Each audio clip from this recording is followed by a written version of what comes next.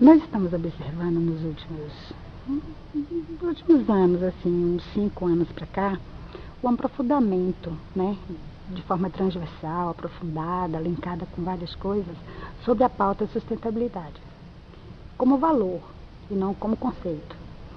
E um exemplo disso é que tivemos agora essa semana, e você estava presente, o Congresso Brasileiro de Jornalismo Ambiental lá na PUC, onde a gente teve especialistas que aprofundaram todas as temáticas que estão aí nos desafios, como um painel como esse aqui hoje.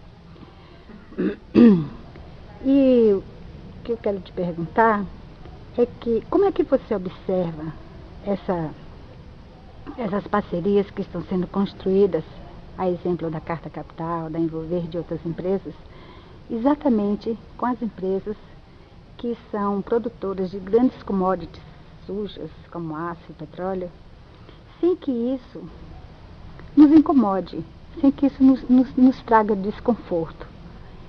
Teríamos um outro caminho, ou isso já é um salto, vamos dizer assim, na qualidade das relações, onde antes a gente tinha parceiros ditos sujos, que a gente só conseguiria patrocínio se não falasse mal, mas hoje diz assim, não, eu te financio um evento, seja um congresso ou o que for, e pode falar mal de mim. A gente tá comendo e pode cuspir no prato depois, ou isso é um salto civilizatório? Não, o que eu acho é que nós estamos num momento de transição, inclusive de consciência, né? Não há saída para o mundo sem colaboração. E nós vivemos um século XX permeados pela luta dos direitos, né, e das trincheiras.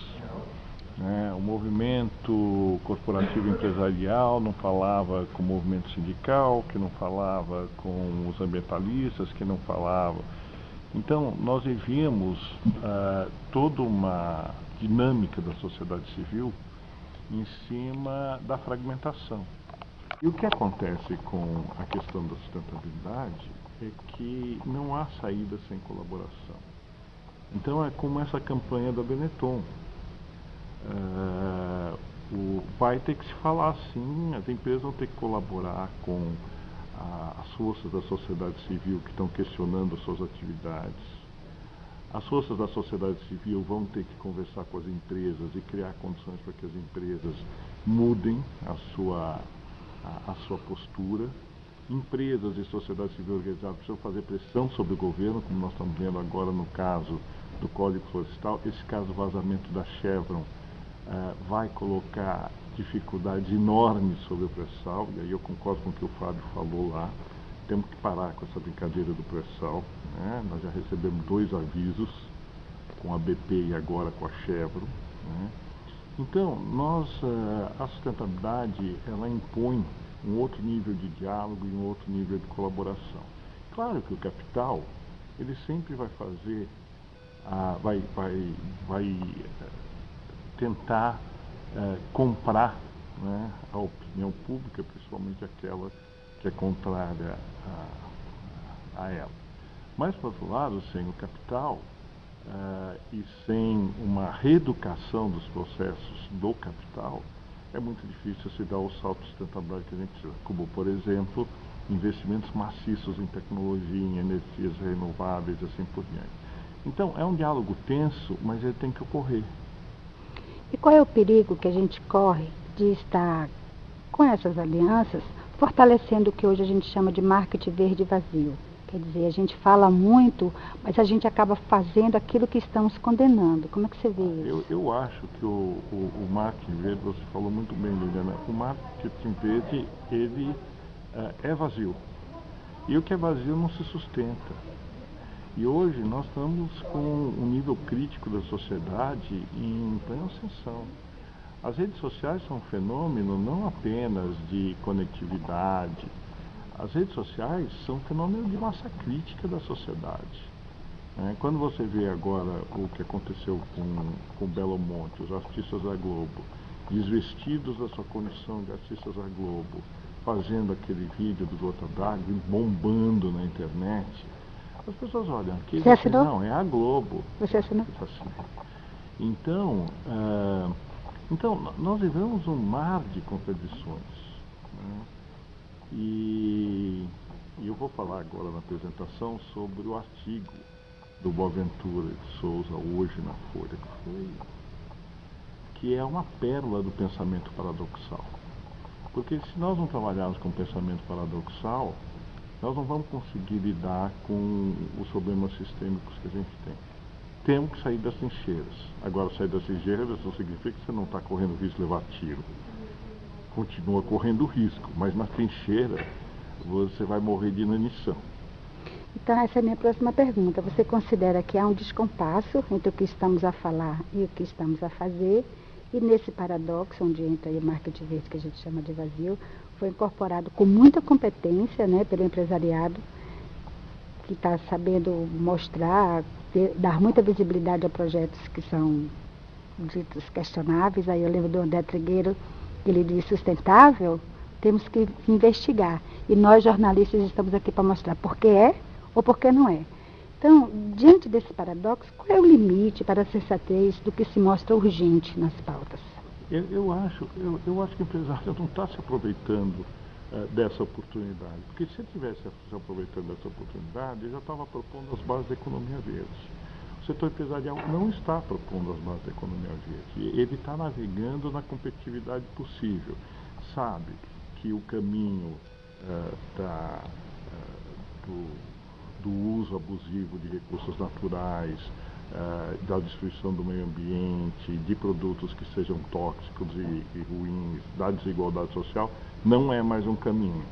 Agora, está procurando se adaptar. O empresariado se adapta e só antecipa quando, por razões de sobrevivência, ele precisa antecipar tendências futuras. Agora, não chegaram, o segmento empresarial não chegou a antecipar uma nova economia verde de fato, embora a vanguarda do empresariado já comece a discutir isso. Então, eu acho que o papel da imprensa é, sim, continuar fiscalizando a apropriação do discurso da sustentabilidade de forma correta, mas, por outro lado, dando visibilidade aonde as propostas da economia verde estão efetivamente ocorrendo. Como nós discutimos lá no evento, né, no Rio. A imprensa ela tem a obrigação de identificar onde está emergindo novo e dar um mínimo de visibilidade para esse novo também. Não é só de denúncias que a gente constrói o futuro. As denúncias impedem que continuemos cometendo os mesmos erros no presente, mas apontando aquilo que está emergindo, que traz a semente do novo, é que a gente amplia a massa crítica e consegue mudar. Mas há uma informação assim que circulando nos meios de comunicação de que, por exemplo... Estou te chamando lá na sala do palestrante para te passar a diretriz, já vai começar. Eu vou então para a próxima pergunta. Você foi presidente do Instituto Edson, foi candidato a senador pelo PV e membro do Movimento Marina Silva na campanha presidencial de 2010. Como é que você vê esse capital político de 20 milhões de votos para os próximos pleitos eleitorais? A Marina tem uma frase que eu adoro, né? O voto é do eleitor, não é do candidato. Ninguém tem capital político. O que nós temos é clareza de que um segmento importante da população deseja mudanças. Mudanças no campo da política e mudanças no modelo de desenvolvimento. E está na nossa competência em conseguir fazer avançar essa agenda a possibilidade de ter a confirmação futura desses votos. Agora eles não existem. Eles existiram naquele dado momento. E se vão existir no futuro, vai depender da nossa competência de construir essa opção. A última pergunta é que nós vamos ter agora no Nordeste um encontro dessa rodada da série Diálogos Capitais, lá na Bahia, onde vão estar o governador Jacques Wagner, Cid Gomes e outros. Qual é a expectativa que você vê para uma região onde sempre foi muito propagada turisticamente, mas que teve um processo de degradação de todos os tipos histórico? Qual é a sua expectativa em relação a esse encontro? Eu acho que toda vez que você não é tomado, né, pelo desenvolvimento não sustentável, aumenta as suas possibilidades de fazer o atalho diretamente para o desenvolvimento sustentável. O que aconteceu com o estado da Bahia, de uma certa forma, foi um pouco triste, porque houve agora todo o processo de desenvolvimento tradicional, impulsionado pela indústria automobilística, pelo petróleo, etc. E agora a Bahia está encontrando todos os problemas do desenvolvimento não sustentável. Mas ainda tem um grande potencial para fazer uma outra opção. E vamos ver o desenvolvimento da situação do porto lá no sul da Bahia, para ver quais as opções que a sociedade baiana vai fazer. Obrigada. Tá?